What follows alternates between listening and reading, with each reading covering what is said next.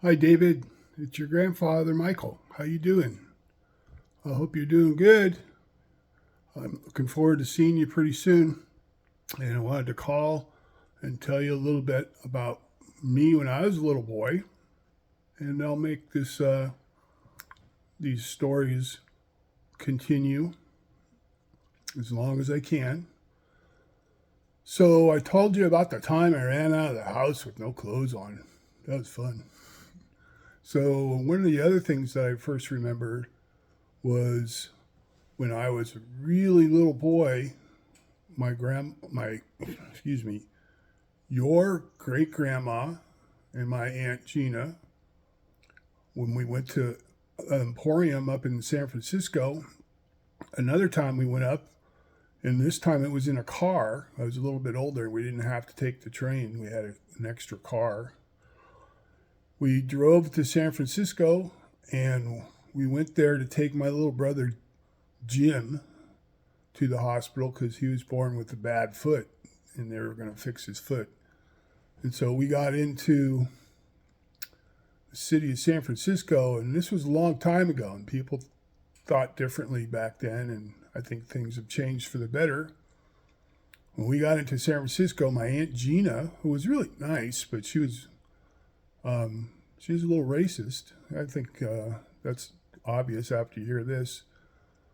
And I know you're young, but one day you'll be able to understand this. She turned around and she said, "Oh, don't nobody say nigger." And I looked at my cousin Rick and I just kind of didn't know what to say. And I didn't know what it meant. And she said, "We're in Chocolate Town now." And it's because San Francisco, although mostly white people lived there, there were some black people. And that was a very mean, nasty thing to say. She was kind sometimes, but she was mean and nasty at other times. And I think we all have a wolf to feed inside of us. And we need to feed the wolf sometimes so that we can take care of ourselves and take care of our family.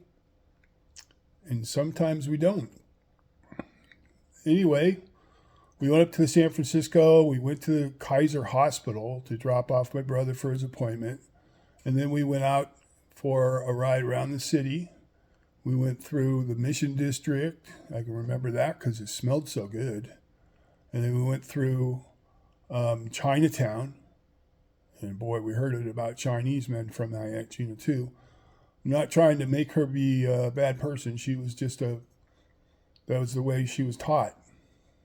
And my mom never said things like that to me or to anyone else. She was really a really nice lady. But as we grew up, we began to hear stories about how we got here.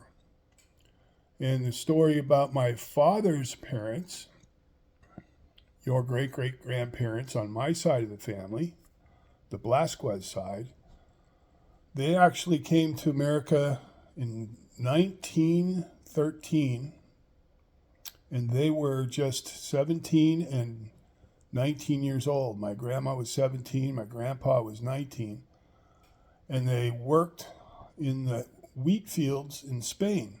They worked on farms. And one day my grandma got hit in the eye with a piece of wheat that injured her eye really bad. And they were already planning, and they'd already gotten passage set up for themselves on a ship called Heliopolis. And it was a sailing ship. And they went from Spain on the ocean in this ship across the Atlantic Ocean to New York to Ellis Island. When they got to Ellis Island, they were in a long line with a lot of other people. And it was just my grandpa and my grandma and my Uncle John, who was just a little baby. And my Aunt Mary was inside my grandma's tummy still. She was going to have him in a little while. So they got to to the front of the line, and they were examined, as they would in those days. They examined those people coming to America and saw the injury in my grandma's eye, and they thought it was a disease called cataracts, which they thought was contagious in those days.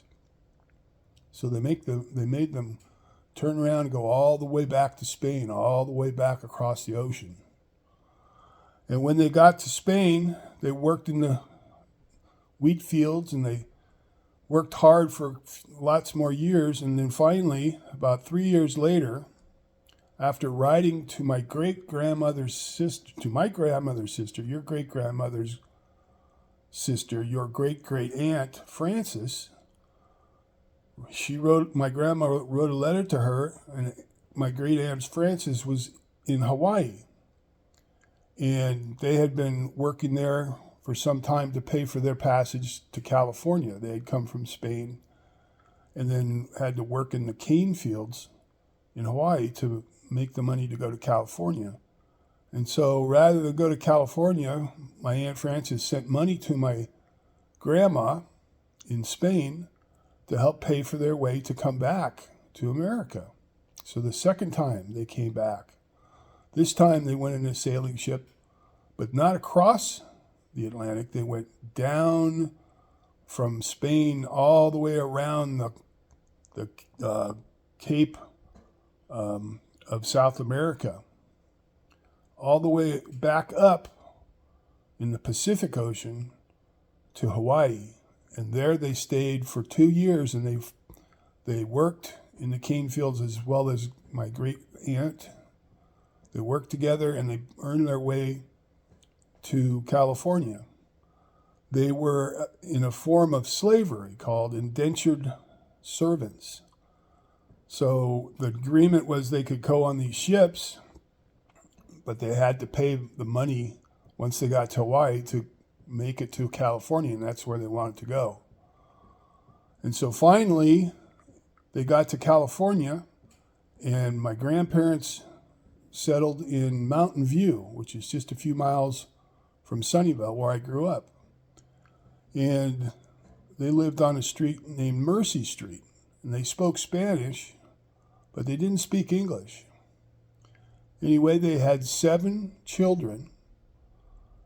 They were my Aunt Mary, my Aunt Estrella, my my uncles John, Paul, my uncle Frank, and my uncle Santos, or Sandy. He was my favorite uncle ever. And my dad. I think that's 7, yeah. And they grew up in Mountain View, and they learned English after they learned Spanish from my grandparents.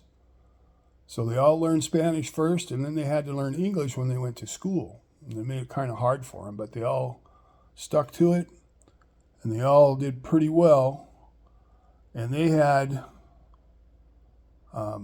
boys and girls, my cousins, and there were 22 cousins on the Blasquez side. So I have 21 cousins that have the name Blasquez, or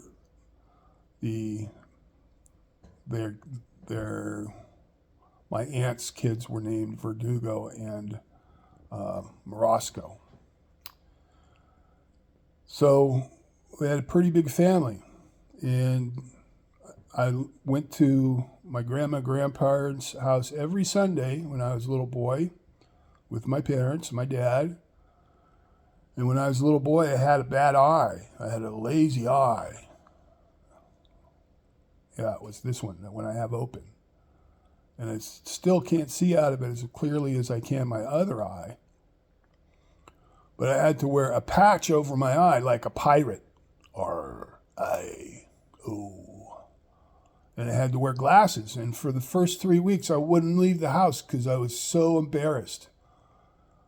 And finally, the first time I left the house was when my mom and my dad took us to my grandparents' house. And there that day, my grandfather and my dad had a arm wrestling match just for fun, and they did it on the coffee table. And the coffee table had a plate glass on top to keep it clean and looking nice. And they were struggling in their arm wrestling, and the glass broke. And boy, did my grandma have a fit.